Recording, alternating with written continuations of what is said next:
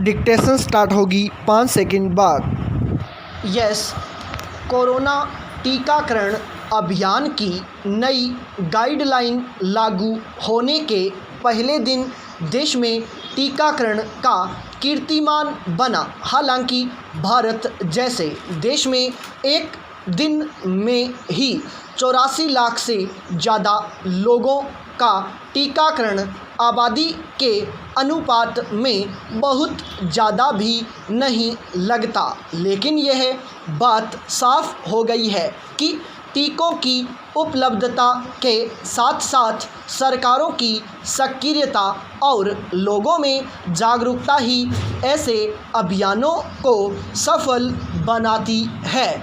देश भर में अंतर्राष्ट्रीय योग दिवस के दिन नई गाइडलाइन के तहत टीकाकरण को लेकर उत्सव जैसा माहौल नज़र आया।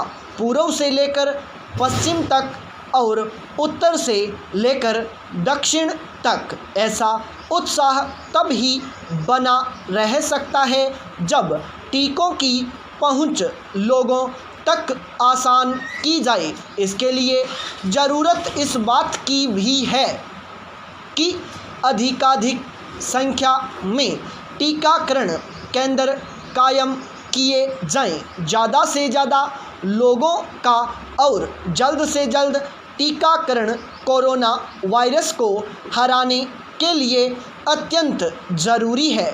कोरोना की दूसरी लहर हमारे लिए ज़्यादा घातक इसीलिए साबित हुई क्योंकि टीकाकरण का काम रफ्तार नहीं पकड़ पाया। टीकों की उपलब्धता को लेकर केंद्र और राज्यों के बीच खींचतान भी कम नहीं हुई। हमने देखा कि जिन देशों ने अपने यहाँ अधिकाधिक आबादी को टीके लगवाए, वहाँ कोरोना की दूसरी लहर का असर कम रहा।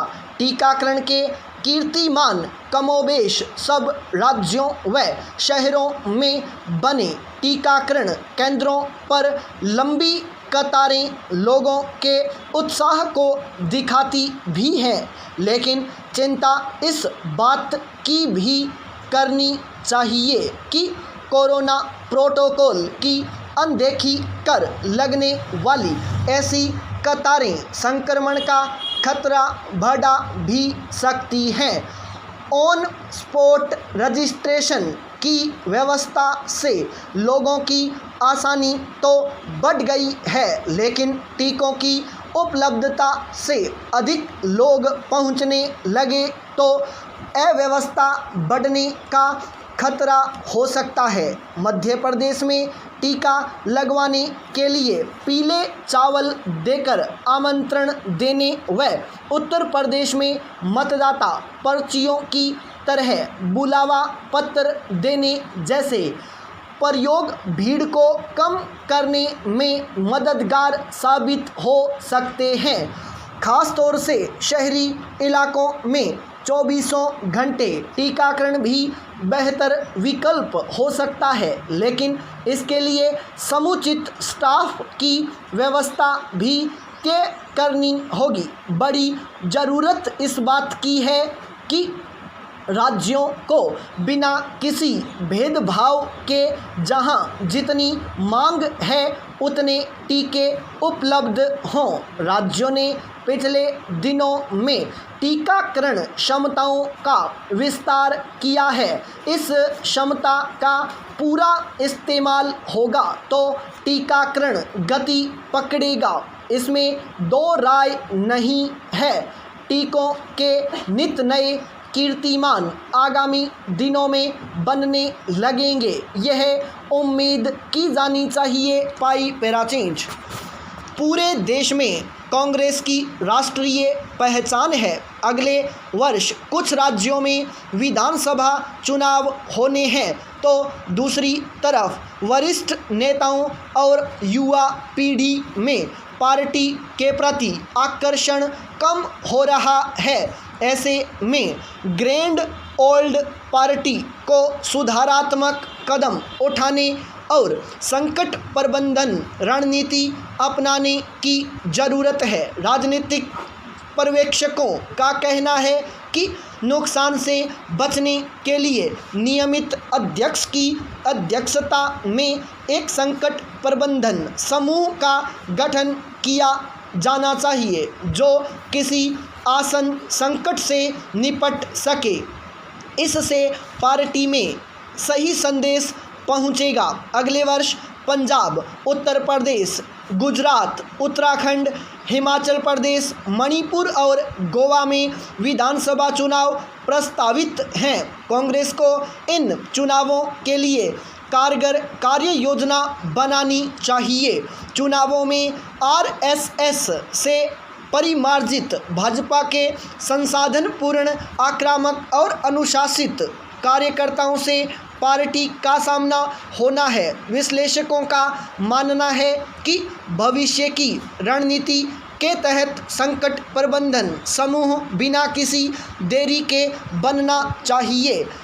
इसकी सीधी कमान आला कमान के पास हो ताकि वह राज्य इकाइयों और केंद्र के किसी संकट को निपटा सके। साथ ही वरिष्ठ और युवा नेताओं को जगह देने के लिए संगठन में फेरबदल जरूरी हो गया है।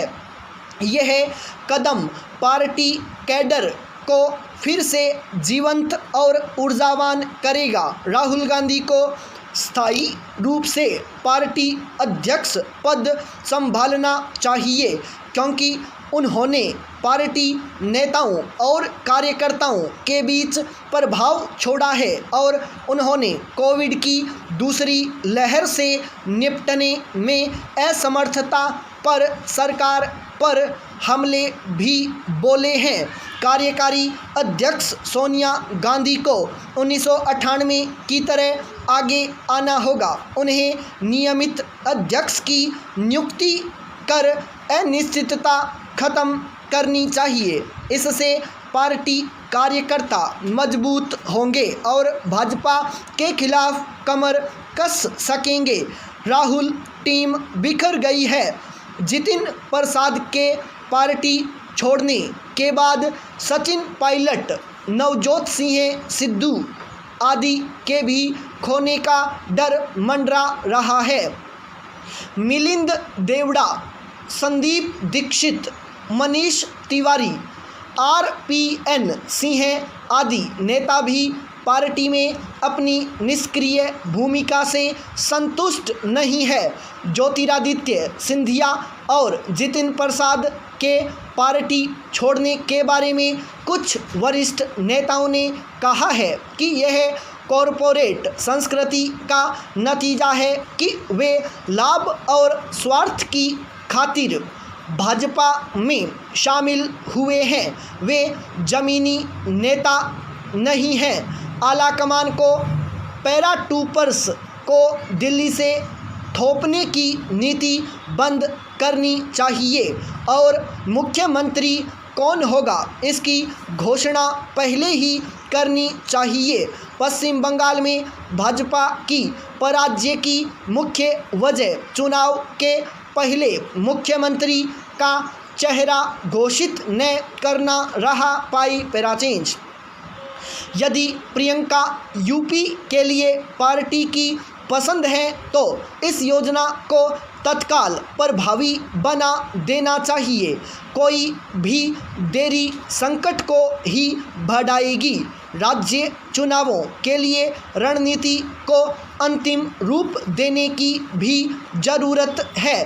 एक तथ्य यह भी है कि संकट प्रबंधन रणनीति की नामौजूदगी पार्टी से सिंधिया के बाहर निकलने का कारण बनी, जिसकी कीमत मध्य प्रदेश में कांग्रेस को सरकार गंवा कर चुकानी पड़ी। वहां कमलनाथ और दिग्विजय सिंह ने अपने अहम और प्रतिद्वंदिता को पार्टी हितों से ऊपर रखा। संकट प्रबंधन रणनीति होती तो यह संकट टल जाता। उत्तर पूर्वी राज्यों में भी यही हुआ। अब पंजाब और राजस्थान में आला कमान के समक्ष यही संकट है। पंजाब में कांग्रेस का संकट गहरा सकता है। राजस्थान में भी परीक्षा घड़ी है। स्टॉप।